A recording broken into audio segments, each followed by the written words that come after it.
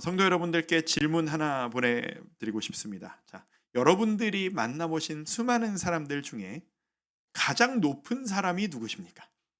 내가 이런 사람까지도 만나봤다라고 하는 여러분이 생각하기에 높은 사람. 아니, 뭐 높은 사람의 기준이 도대체 뭐냐라고 질문을 하시는 게 당연한 겁니다. 그리고 어떤 사람이 여러분에게 높은 사람이냐를 점검하고 싶은 의미도 있습니다.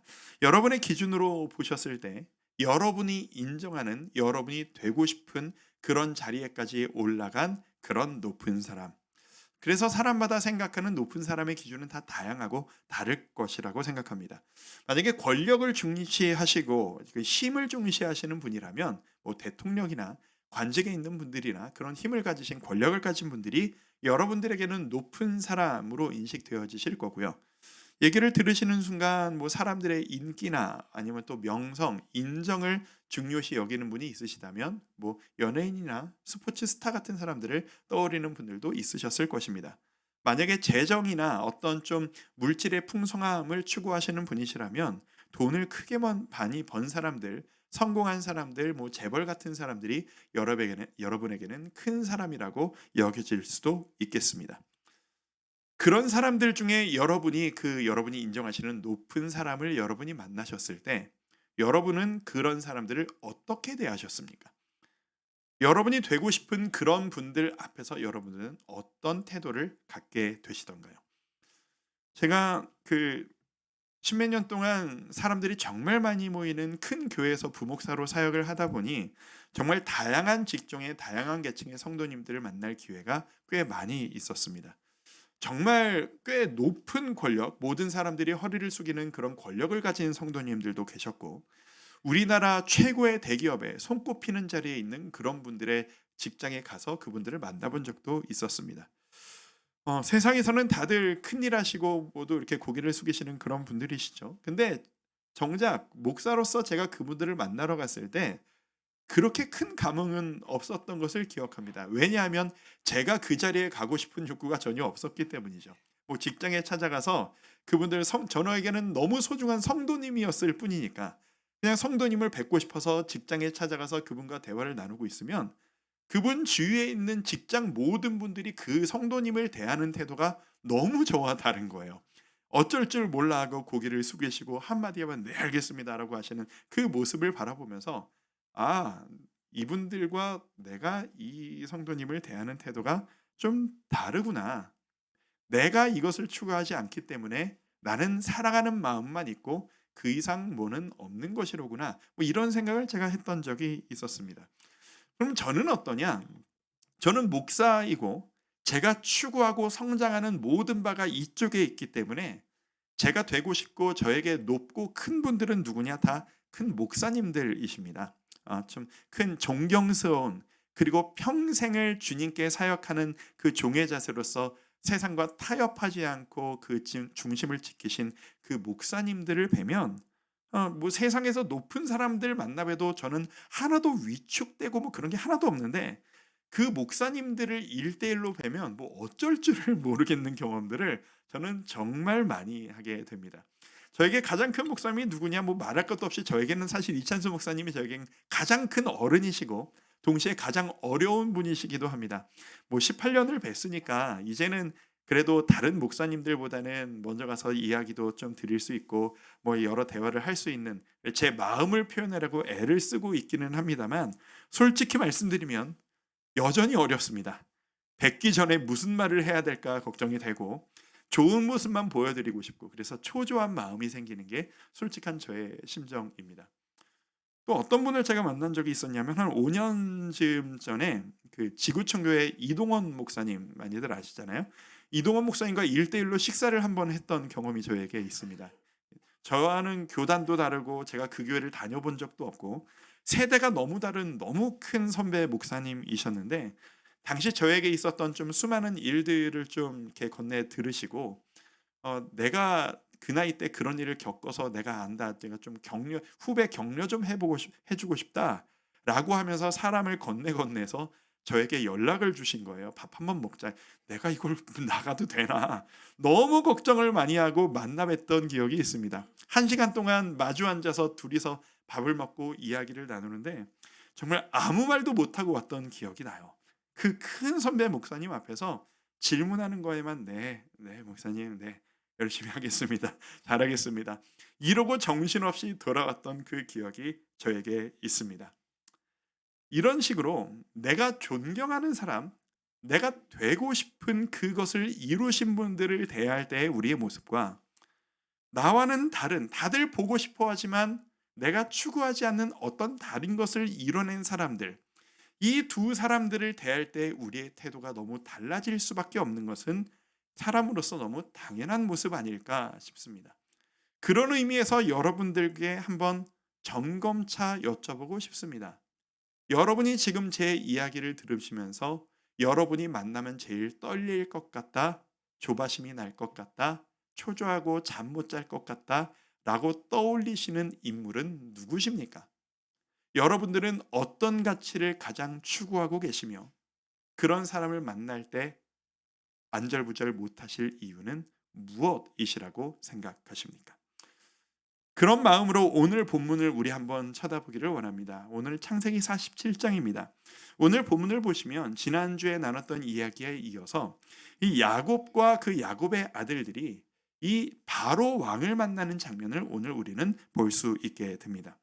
이 이스라엘의 가족들이 살고 있었던 가나안 땅은 아직 국가 체계도 잡혀 있지 않은, 치안과 그 어떤 것도 정리되어 있지 않은 그냥 미약한 지역이었습니다. 변두리에 있는 그냥 시골 동네였을 뿐입니다. 그랬던 그들이 세계에서 가장 화려한 왕궁으로 들어가 세상에서 가장 큰 권력을 가지고 있었던 바로 왕을 직접 만나게 되는 그런 경험을 하게 된 것이죠. 그런데 그런 생각을 하면서 오늘의 본문의 내용을 한번 쭉 읽어보다 보면 이 야곱과 이 아들들이 바로왕을 대하는 태도에 있어서는 참 신기하다. 왜 이렇게 하지? 의아한 부분들이 나타나는 것을 우리는 보게 됩니다. 그리고 그 모습을 묵상하다 보니 오늘날 우리 그리스도인들이 믿지 않는 자들, 특히 세상에서 우리가 살아가면서 모두가 세상에서 추구하는 그 가치를 가지고 있는 어떤 권력과 힘, 가치 앞에 설 때 우리 그리스도인은 어떤 자세를 가져야 하는가?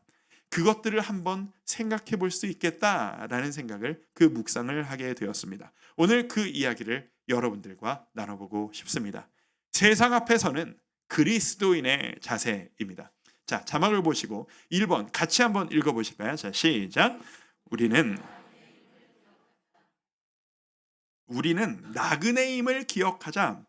우리는 여기에 계속 머무는 거주자가 아니라 잠시 머물렀다 떠나는 나그네임을 기억하자라는 겁니다. 자, 오늘 본문의 모든 상황은 요셉의 주도하에 이루어져 가고 있습니다. 요셉이 가족들을 만나서 아버지 왕을 만나시면 이렇게 하시면 됩니다. 형들 왕을 만나면 형들 이렇게 부탁을 좀 해보세요. 왕한테 이렇게 해달라고 부탁을 하면 왕께서 아마 나를 봐서라도 이런 식으로 도와주실 겁니다. 바로 왕을 누구보다도 옆에서 많이 봤고 누구보다도 잘 알고 있는 요셉이 가족들에게 지침을 하나하나 다 주고 있는 겁니다.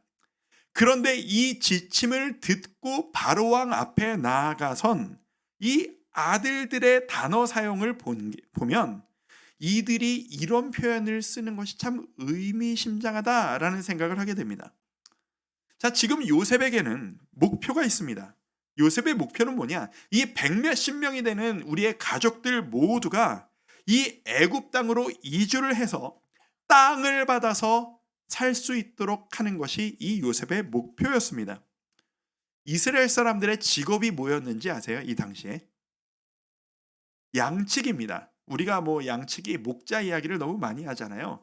이 가나안 지역에 살고 있었던 이 이스라엘은 대대로 제1 직업이 양치는 목축을 하는 목자들입니다. 그런데 지금 이들이 찾아온 애굽, 이집트는요, 농경 문화 사회입니다. 우리나라에도 산업공상해서 직업에 귀천이 있었던 것처럼 이 애굽 사람에게도 직업에 귀천이 있었습니다. 그런데 그들이 인정하지 않는 가장 낮은 하층의 직업이 뭐냐? 바로 이스라엘의 가족들이 하는 목축 직업이었습니다. 그러니까 요셉이 그걸 너무 잘 알고 있잖아요. 그러니까 우리 가족들이 너무 이 애굽 왕궁에게 휘둘리지 않고 편안하게 살았으면 좋겠는데, 그러니 형들 가서 형들 양치는 자라고 얘기하세요. 그러면 너무 가까이 하지 말고 좀 멀리 띄워둘 거예요.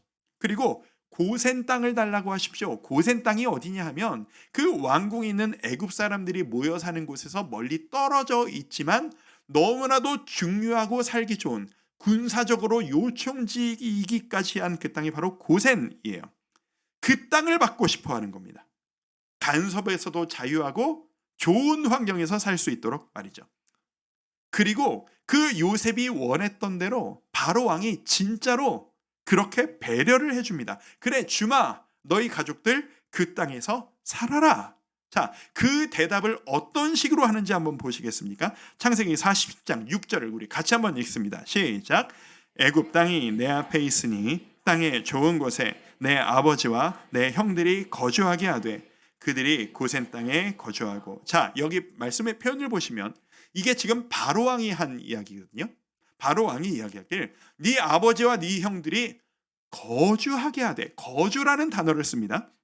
이 거주하다라는 단어는 히브리어 원어로 보면 야샤브라는 단어입니다. 야샤브 단어의 뜻을 찾아보니까 이런 뜻이에요. 아예 자리 잡고 뿌리 박고 정착해서 털을 잡는다라는 이야기입니다. 아예 그곳을 내 땅으로 여기도록 준다라는 뜻이에요. 그걸 허락하는 겁니다. 너희들 여기에 아예 눌러 앉아라 라고 왕이 허락을 했다라는 뜻이에요. 그런데 이 가족들의 요청은 그게 아니었어요. 이 바로 왕의 허락이 있기 전에 이 야곱의 아들들이 어떻게 요청을 했는지 한 번 더 보시죠. 4절 말씀을 함께 같이 한번 읽어보겠습니다. 그들이 시작. 그들이 또 바로에게 고하되 종들이 이곳에 거류하고자 왔사오니 원하건대 종들로 고센 땅에 살게 하소서. 자, 단어의 다름을 캐치할 수 있으시겠어요? 이 형제들이 뭐라고 부탁을 하죠? 이곳에 뭐 하고자 왔사오니? 거류하고자 왔사오니. 이 거류라는 이 단어의 원어를 찾아보니까 히브리어 단어가 구르라는 단어예요. 구르. 무슨 뜻이냐? 나고네로서 잠시 머물다 간다라는 뜻이에요. 정착하는 게 아니라 잠시 왔다 가겠습니다. 요청이 다른 거예요. 그뿐 아닙니다. 그들의 아버지 야곱도 이 바로 왕과 이야기를 하면서 이런 표현을 씁니다. 제가 한번 읽어드립니다. 9절 말씀에 보면 야곱이 바로에게 이르되 내 나그네 길의 세월이 130년이니이다. 내가 나이가 130입니다. 그리고 내 인생이 마치 뭐와 같다라고 표현을 하냐면 내 인생은 나그네 인생입니다. 이 나그네라는 단어의 원어를 보면 이 나그네가 아까 거류하다라는 단어 그 구르의 원어를 그 어근을 같이 씁니다. 마구르라는 단어입니다. 나는 한 곳에 머무르지 않고 이곳을 갔다가 저곳을 갔다가 나그네로서 떠도는 인생을 살았습니다. 그리고 지금 이곳 애굽에서도 그렇게 나그네로서 살 것입니다. 라는 이야기를 하는 거예요. 이 부자들의 의도가 뭔지 아시겠어요? 우린 여기에 눌러앉지 않을 겁니다. 우린 가나안으로 돌아갈 겁니다. 라는 이야기를 하고 있는 겁니다. 여기가 아무리 살기 좋아도 우리의 고향 가나안보다 여기가 더 좋아도 우린 여기에 나그네일 뿐입니다. 라고 이야기를 하고 있는 겁니다. 제가 철없던 시절에 사실 꽤 어릴 때부터 저는 어릴 때부터 난 언젠가 외국에 나가서 살 거야 라는 생각을 꽤 깊이 하면서 컸던 사람입니다. 그리고 크고 나서도 사역을 시작한 이후에도 나는 이민 목회를 할 거야, 이민 생활을 할 거야 라는 생각을 꽤 깊이 진지하게 했던 적이 있었던 사람입니다. 지금은 아닙니다. 저는 여기서 이제 그냥 끝까지 갈 거예요. 오해하지 마세요. 옛날 이야기입니다. 철없을 때 얘기예요. 그러니까 하나님이 나를 어디로 이끄실지도 모르는 상태에서 나 혼자 이런저런 생각을 계획을 막 했었던 거예요. 그게 그때 왜 그랬는지, 뭐 현실도 피었는지, 뭐 성격 때문에 새로운 환경에서 새로운 도전을 즐거워하는 저의 성격 때문인지는 저는 모르겠습니다만 그때는 사실 꽤 진지했어요.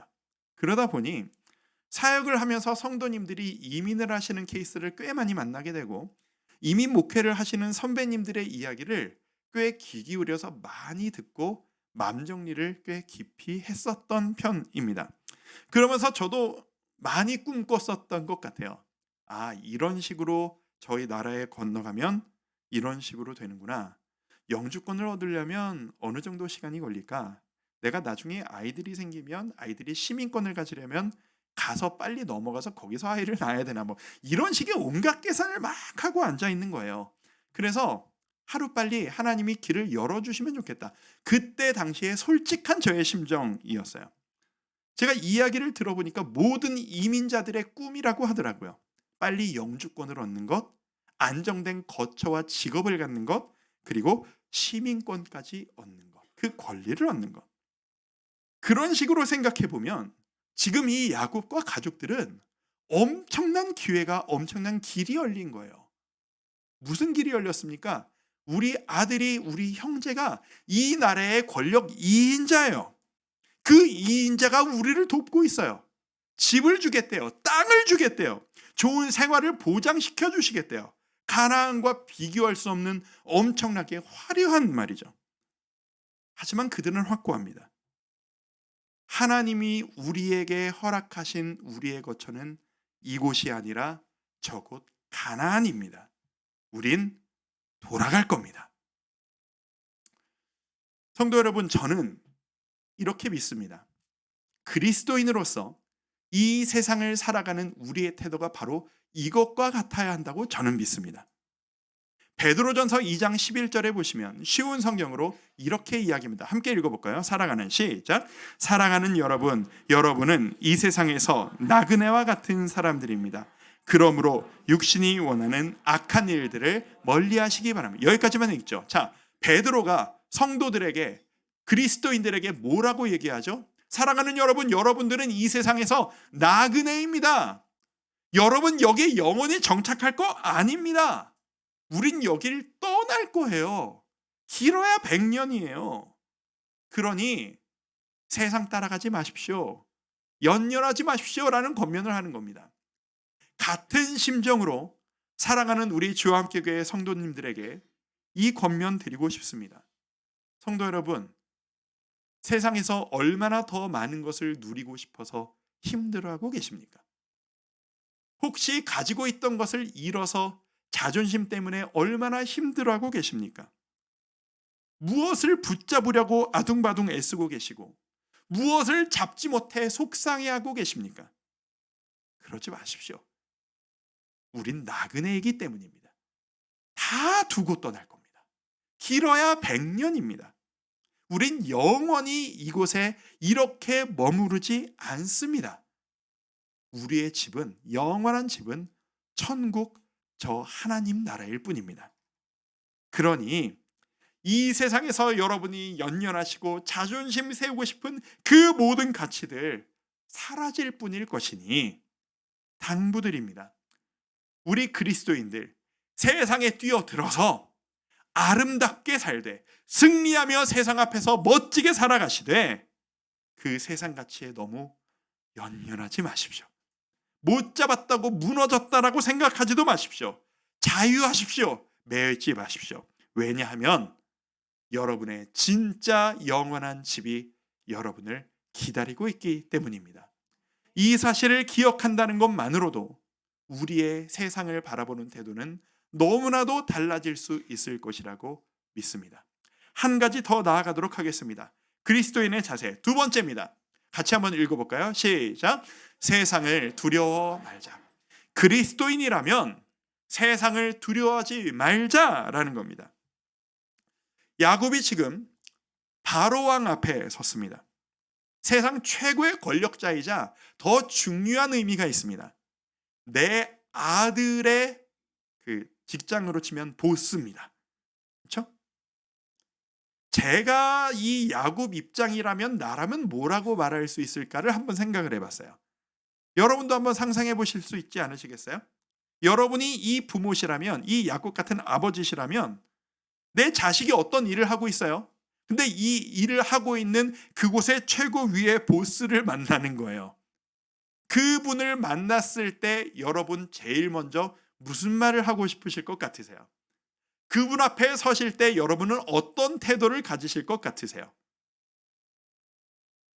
잘 보이고 싶어서 애쓰시겠죠? 최선을 다해서 예의를 갖추려고 애쓰시겠죠? 사람이라면 이런 태도가 나오는 게 너무 당연할 겁니다. 잘 부탁드립니다. 선생님 덕분에, 선생님이라고 표현을 할게요. 선생님 덕분에 우리 아들이, 우리 딸이 이렇게 잘 살고 있습니다. 잘 부탁드립니다. 우리 아들, 우리 딸 애는 착해요. 부족하지만 제가 잘 못 가르쳐서 부족한 거 많지만 착한 아이예요. 이 착한 아이 잘 키워주시고 잘 부탁드리겠습니다. 몇 번이고 고개를 숙이시면서 인사하고 선물 드리고 싶은 마음이 우리 모든 부모님들의 마음 아니겠습니까? 저 같아도 그럴 것 같아요. 그런데 그런 생각으로 오늘 야곱의 태도를 보세요. 세상 최고 권력자입니다. 게다가 내 아들의 보스입니다. 그런데 야곱의 이 태도는 잘 봐달라는 스스로를 낮추는 태도가 전혀 없습니다. 잘 보이려고 하는 태도도 전무합니다. 그 부분을, 이 장면을 성경이 어떻게 기록하냐 하면 7절이 이렇게 기록합니다. 요셉이 자기 아버지 야곱을 인도하여 바로 앞에 서게 하니 야곱이 뭘 했다고요? 바로에게 축복하매. 자, 누가 누구를 축복한다는 거예요, 지금? 먹을 게 없어서 여기까지 굴러온 사람이 세상 최고 권력자를 축복하고 앉아 있는 거예요. 세상 논리로 치면 축복이란 높은 사람이 낮은 사람에게, 많은 것을 이뤄낸 사람이 이뤄내길 원하는 사람에게 하는 것이 세상에서 말하는 축복입니다. 근데 야곱은 다른 의미로 바로 왕을 축복합니다. 이 뒤에 진행되어지는 대화들과 여러 정황들을 보면 야곱은 지금 바로를 자기보다 엄청 높은 존재라거나 내가 허리를 굽히고 잘 보여야만 하는 존재로 두려워하며 대하지를 않아요. 전혀 그렇지를 않아요. 왜 그럴까요? 야곱이 이 바로왕 앞에서 왜 굽신되지 않을까요? 답은 확연한 것 아니겠습니까? 당신보다 더 높은 왕을 내가 함께 모시고 있다라는 확신이 있기 때문입니다.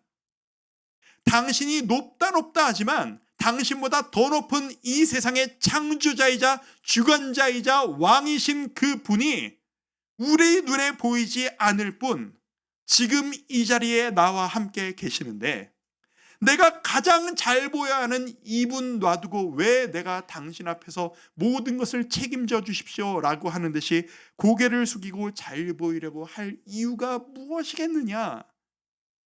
그건 아니겠습니까? 아무것도 아닌 권력 앞에서 비굴해질 이유가 없는 것입니다. 여러분이 생각할 수 있는 가장 만나기 어려운 권력자가 누구십니까? 쉽게 얘기하면 대통령 같은 사람들이 있겠습니다. 조금 더 어려운 사람이 있을까요? 미국 대통령이라면 어떨까요? 내가 미국 대통령을 만나보고 싶다, 내가 열망한다, 내가 당신을 만나서 꼭 하고 싶고 부탁하고 싶은 게 있다라고 열과 성을 다해서 노력한다 할지라도 제가 그 미국 대통령을 만날 수 있는 가능성은 0%입니다. 제로에 가깝습니다. 그게 현실이지 않습니까?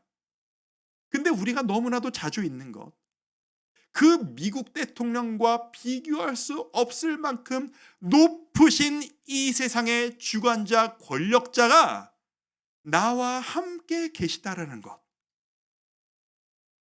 0%도 안 되는 그 높은 존재를 만나고 싶어서 안절부절하지만 그분보다 더 높으신 분이 내 속에 나와 함께 계시다는 사실을 우린 너무 당연한 것처럼 간과할 때가 너무 많습니다.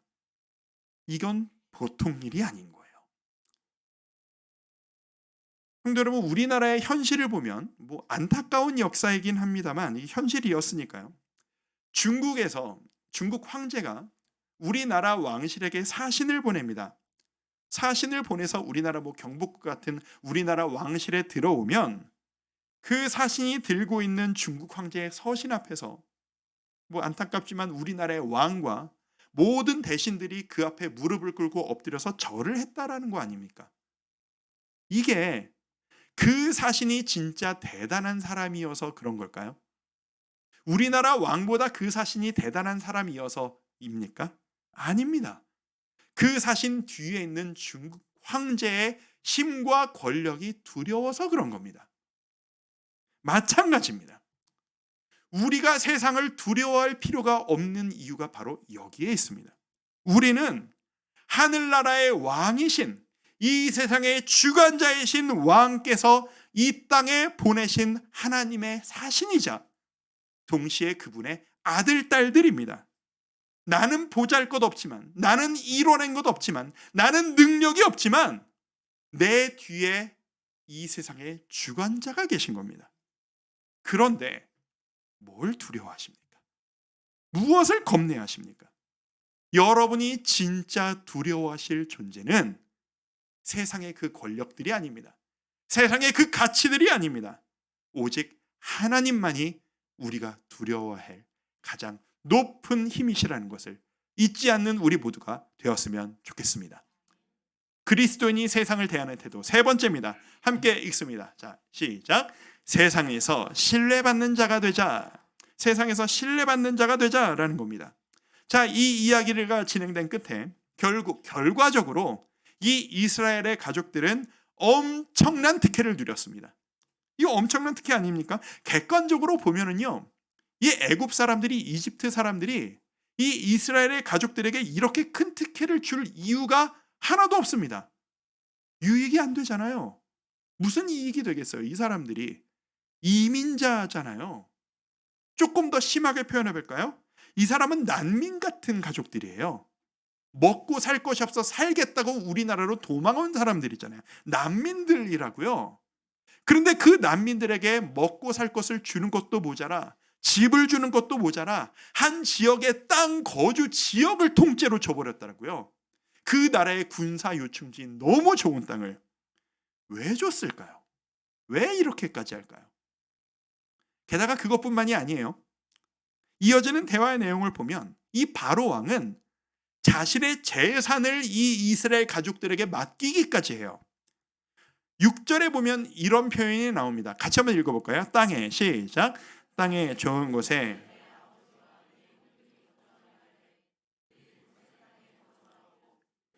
능력 있는 자가 있거든 그들로 내 가축을. 자, 이게 지금 바로왕의 이야기거든요. 뭐라고요? 내 가축을 관리하게 하라. 이 당시의 가축은 오늘날 재산하고 똑같은 거예요. 돈과 똑같은 겁니다.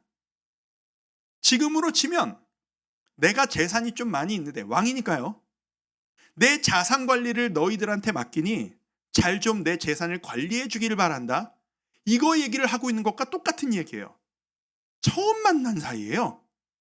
무슨 능력이 있는지 몰라요. 무슨 꿍꿍이가 있는지도 몰라요. 그들이 누군 줄 알고 이 사람을 어떻게 믿고 이 가족들에게 왕이 자기 재산을 다 맡긴단 말이나요? 어떻게 이런 일이 가능하겠습니까? 왜일까요? 왜라고 생각하세요? 단순합니다. 요셉 때문입니다. 요셉이 지금까지 그 나라에서 바로 옆에서 보여준 신뢰 때문입니다. 내가 딴 사람이면 모르겠는데 네 가족이라면 널 봐서 믿는다. 네 가족들이 실수하더라도 그 가족들이 끝까지 실수하도록 방치하지 않을 것이라는 걸 내가 널 보니까 믿는다. 네가 지금까지 우리에게 보여준 그 모습만 봐도 네가 그냥 함부로 하지 않을 것이라는 걸 나는 너를 통해 신뢰한다. 맡겨 주마. 그런데 이게 바로왕만의 생각이 아니었어요. 온 국민이 이런 식으로 생각을 하는 거예요. 뒷부분 25절에 보시면 쉬운 성경으로 이렇게 표현합니다. 함께 읽어볼까요? 백성들이, 시작. 백성들이 말했습니다. 총리님은 우리 목숨을 구해주셨습니다.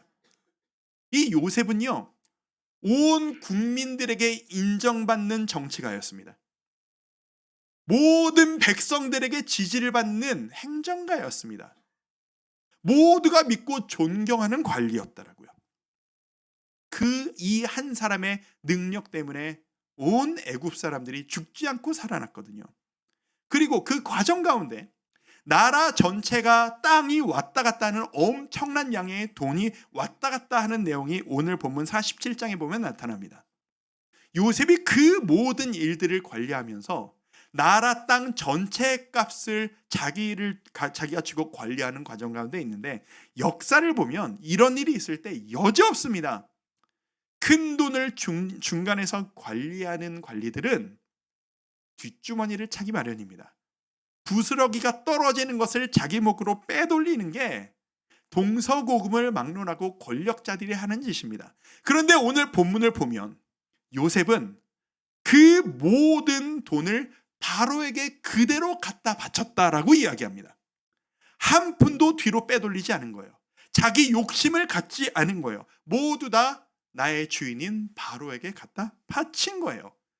이렇게 일하는 요셉을 보면서 어떻게 신뢰하지 않을 수 있었겠습니까? 바로 입장에서 이 신뢰가, 이 믿음직함이 이 시대에 우리 그리스도인들이 회복해야 할 신뢰라고 저는 믿습니다.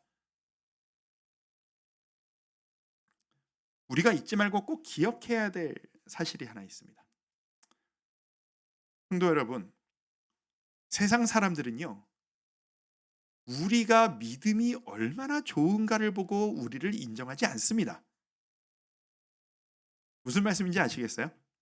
여러분들이 직장 생활을 하실 때 여러분들의 직장 동료들은 여러분들이 교회에서 얼마나 열심히 신앙생활하고 얼마나 봉사 많이 하고 헌신하시는지를 보고 여러분을 신앙인이라고 인정하지 않는다라는 이야기입니다. 왜요? 그건 그들의 관심사가 아니니까요. 뭘 믿든, 뭘 얼마나 교회에서 뭘 많이 바치고 훈련받고 헌신을 하든 자기들의 관심사가 아니니까 그래, 너는 열심히 하나 보지. 그걸 가지고 우리의 믿음을 인정해 주지 않습니다. 믿지 않는 세상 사람들이 우리를 바라보는 것은, 여러분의 이웃들은, 여러분의 믿지 않는 가족들은 여러분을 바라보면서 우리가 약속을 얼마나 잘 지키는가, 우리가 얼마나 인내하고 사랑하는가, 우리가 얼마나 책임감을 가지고 맡은 일을 성실하게 해내는가, 우리가 얼마나 모두에게 호감을 받는 좋은 캐릭터들인가, 누가 와도 믿을 수 있는 사람인가, 그것을 보고 우리의 신앙을 판단하게 되어 있습니다. 그렇게 성도 여러분, 여러분들이 좋은 사람이셔야 여러분이 진짜 신앙인임을 인정받으실 수 있다라는 이야기입니다. 그리스도인은 세상에서 그렇게 좋은 사람으로 평가받는 사람이어야만 합니다. 우리가 사도행전을 함께 보셨을 때 이런 부분을 보았습니다. 사도행전 2장 47절입니다. 하나님을 찬미하며 또 온 백성에게 무엇을 받으니? 칭송을 받으니. 믿지 않는 자들에게 칭송을 받는 사람들, 그게 바로 초대교회의 성도들이었다고 우리 함께 보신 적 있지 않으십니까? 우리가 회복해야 할 모습이 바로 이 모습이에요. 그 모습을 사모합니다. 제가 열심히 신앙생활할 테니 주여, 제가 그런 사람 되게 이끌어 주시옵소서. 열심히 신앙생활하면 내가 그렇게 될까요? 저는 아닌 것 같아요. 그건 우리의 몫인 것 같아요. 왜요? 성경에 보면 너희 그렇게 살기 위해 노력하라라고 우리에게 시키셨거든요. 그런 삶을 가져가는 것이, 그런 일상을 살아가는 것이 우리의 목, 우리가 노력해야 될 가치입니다. 요셉도 보세요. 요셉이 그렇게 힘든 상황에서 정말 신뢰받는 사람이 되기까지 그냥 됐을 거라고 생각하십니까? 주님, 언젠가 제가 총리가 될 것이라 믿습니다. 꿈을 이루어 주옵소서라고 했더니 캐릭터가 바뀌고 환경이 바뀌고 직업이 바뀌었나요? 기도만 열심히 했더니 아닐 겁니다. 자기밖에 몰랐던, 형들이 얼마나 힘든지도 모르고 아버지한테 고자질이나 해놨던 철없는 막내 아들이었던 이 요셉이 내가 왜 이 일을 해야 되는지 모르겠는 그 노예 생활을 하면서 매를 맞으며 언어를 익혀가며 눈물 흘리며 바닥을 닦아가면서 험한 일들을 해가면서, 그리고 감옥에 갇혀서 억울하지만 나에게 맡겨진 일들을 해나가면서 내가 대체 왜 이렇게 살아야 하는 건데? 라고 울부짖으면서도 이유를 알 수 없는 그 일상을 최선을 다해 살아간 결과 그 훈련이 쌓이고 쌓여 이 나중에 요셉의 모습이 된 것 아니겠습니까? 하나님의 자녀된 우리 사랑하는 성도 여러분, 우리 그 길을 갔으면 좋겠습니다. 오늘 여러분이 감당하셔야 될 여러분의 일상도 바로 그 과정이라는 것을 믿으시길 바랍니다. 여러분의 일터에서 가장 성품 좋은 사람이 여러분들이셨으면 좋겠습니다. 여러분 주위에서 가장 매력적인 사람이 여러분들이셨으면 좋겠습니다. 여러분들 친구 사이에서 야, 딴 애들은 몰라도 제가 말하는 거면 진짜 믿을만해, 제 교회 다니는 사람이거든, 평가받는 여러분들 되시기를 축복합니다. 이게 바로 교회가, 그리스도인들이 이 세상에서 회복해야 될 가치라고 저는 확신합니다. 지금까지 우리가 실수한 바가 있었다면 교회가 그들은 믿지도 않는 나의 믿음을 훈장인 것처럼 세상 사람들 앞에 드러냈었다라는 겁니다. 우리가 믿는 이 십자가 자랑스럽습니다. 무엇과도 바꾸고 싶지 않습니다. 그런데 그 십자가의 훈장을 너무 자랑스러워서 나같이 특별한 사람, 니들 이 훈장 가지고 있어? 나 훈장 받은 사람이야, 나는 특권을 가지고 있는 사람이야, 목에 힘이 들어가는 실수를 할 때가 너무나도 많았습니다. 이 자랑스러운 십자가가 우리를 더 낮고 겸손한 곳으로, 더 성실하고 아름다운 삶을 살아가는 기폭제로 우리에게 활용되어졌으면 좋겠습니다. 세상 사람들에게 인정도 못 받는 신앙인의 일상의 삶이라면 그게 무슨 하나님께 영광이 되겠습니까? 오늘 3가지 권면 드렸습니다. 세상 앞에서는 그리스도인의 자세. 첫 번째, 우리 나그네임을 기억합시다. 그러니 이 땅은 잠시 거쳐갔다 떠날 땅이니 너무 연연하지도 말고 힘들어하지도 말고 상처받지도 말고 자존심 세우시지도 맙시다. 모두 다 없어질 것들입니다. 두 번째, 세상을 두려워하지 맙시다. 우리에겐 더 높은 왕이 계십니다. 세상이 그 어떤 가치가 우리를 압박한다 할지라도 그 위에 계신 하나님이 우리와 함께 계십니다. 우리는 두려워할 이유가 하나도 없습니다. 세 번째, 세상에서 신뢰받는 사람 됩시다. 누가 봐도 인정받을 수 있는 아름다운 삶을 살아갑시다. 이 모든 것을 합쳐서 저는 이렇게 표현하고 싶습니다. 성도 여러분, 그리스도인은 세상 앞에서 당당해야 합니다. 부끄러울 곳이 없는 당당한 일꾼으로 세상 앞에 서시는 여러분들 되시기를 축복합니다. 당당하자라는 게 버릇 없어지자라는 얘기 아닙니다. 아나무인적으로 그냥 내 하고 싶은 대로 하자는 얘기 아닙니다. 모든 것을 해낼 수 있고 모든 것을 품을 수 있으나 모든 것을 초연하고 아름답고 멋지게 자유한 그런 당당함, 그 아름다운 삶이 우리 주와 함께 교회 모든 성도님들의 일상의 삶이 되시기를 주님의 이름으로 축복합니다. 우리 그런 마음으로 오늘 이 찬양하면서 기도할까요? 오랜만에 일상 찬양입니다. 나를 보내사 서게 하신 곳, 가장 귀한 곳이 바로 이곳이라. 나의 일상을 통해 하나님께 영광을, 나의 일상을 통해 생명의 복음을 내가 그렇게 살아가길 원합니다. 소망하는 마음으로 이 찬양을 함께 부르겠습니다. 나를 보내사 서게 하신 곳, 나를 보내사 서게 하신 곳, 가장 귀한 곳이 가장 귀한 곳이 바로 이곳이라. 바로 이곳이라. 내게 주신 곳, 내게 주신 곳, 광야와 같아도 믿음과 소망 가지고 최선을 다해. 한 번 더. 나를 보내사 서게 하신 곳, 나를 보내사 서게 하신 가장 곳, 귀한 곳이 가장 귀한 여러분이 서 계신 바로 이곳이라. 바로 이곳이라. 내게 주신 곳, 내게 주신 곳, 광야와 같아도 믿음과 소망 가지고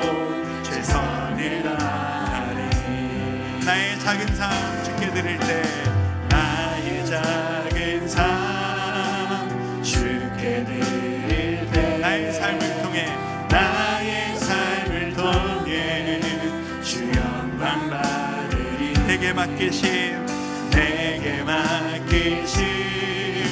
가장 귀한 이곳 감사와 순종으로 오늘을 살리라. 나의 일상을 통해 하나님께 영광을 나의 일상을 통해 생명의 복을 아멘. 내게 맡기신 이곳 나를 부르신 곳에 하나님의 나라가 이루어지길 원합니다. 한 번 더 나의 일상을 통해 하나님께 영광을 나의 일상을 통해 생명의 복음을 내게 맡기신 이곳 사명지대 나를 부르신 곳 여러분을 통하여 하나님의 나라가 이루어지길 원합니다. 내게 맡기신 이곳